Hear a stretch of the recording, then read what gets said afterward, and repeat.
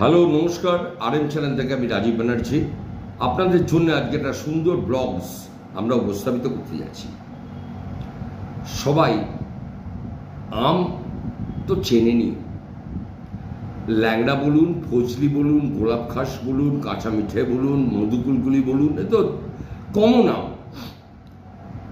কিন্তু জানেন যে বাংলার বুকে দুখানা আম রয়েছে যেটা বিশ্বখ্যাত, যেটা বাংলার নবাব সিরাজউদ্দৌলা যে আমটি খেতেন সেই আমের দাম ছিল 12 থেকে 15,000 টাকা কেজি।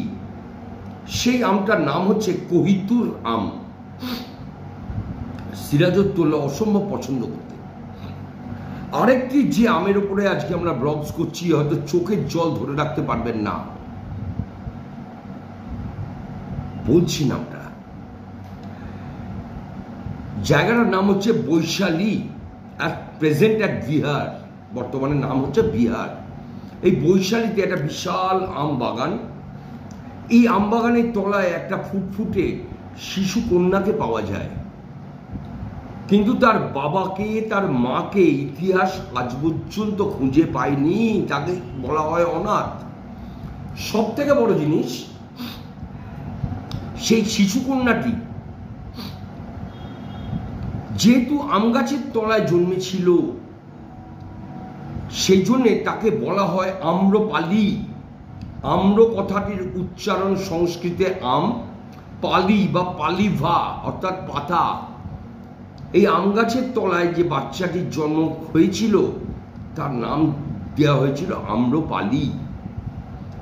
এতটাই সুন্দর, এতটাই তাকে দেখতে ভালো, ফুটফুটে। সে যখন বড় হলো, মগধরাজ বিম্বিসার থেকে শুরু করে অজাতশত্রু অর্থাৎ বিম্বিসারের পুত্র, তার প্রেমে হাবুডুবু।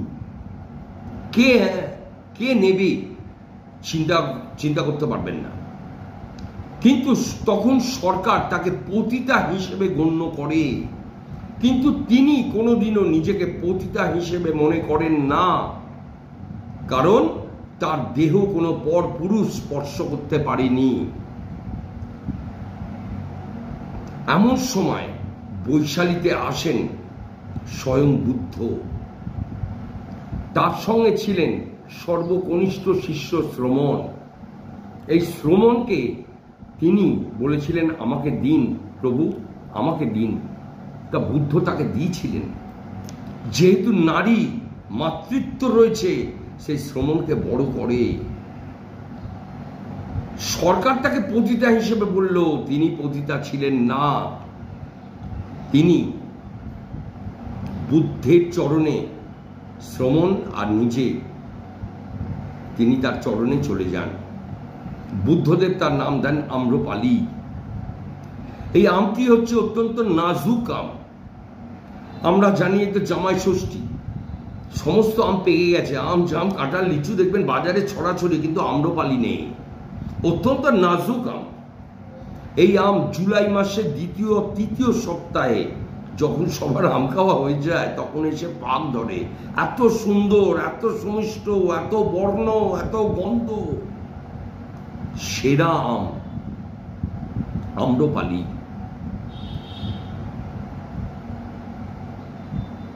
কিরম লাগলো ভিডিওটা? আপনাদের উদ্দেশ্যে নিবেদন করলাম। ভালো লাগলে নিশ্চয়ই আমাদের সাথে থাকবেন। আমরা অরিজিনাল হিস্ট্রিটা, কোনো রকম রং চং চড়ানো হয় না, সত্যটাই আপনাদের কাছে প্রকাশিত করি আমরা। হাজারো প্রজাতির আম রয়েছে, কিন্তু সর্বশ্রেষ্ঠ আম কি? এই আম্রপালি। আরেকটা আম কি? আলফ্রান্সো। আরেকটা আম কি? মিয়াজাকি আম, যেটা 1.5 থেকে 2 লক্ষ টাকা কেজি। এইসব আমের মধ্যে এমন কিছু কিছু গুণ রয়েছে যেগুলো মানুষের শরীরকে উজ্জীবিত করে। যেমন হজম শক্তিটা বাড়ায়, অ্যান্টি অক্সিডেন্ট রয়েছে এইসব আমের মধ্যে। সেই জন্যে এরা অত্যন্ত দুষ্প্রাপ্য, অত্যন্ত মূল্যবান এবং মানুষের শরীরের জন্যে স্বাস্থ্যকর, পুষ্টিগুণে ভরপুর।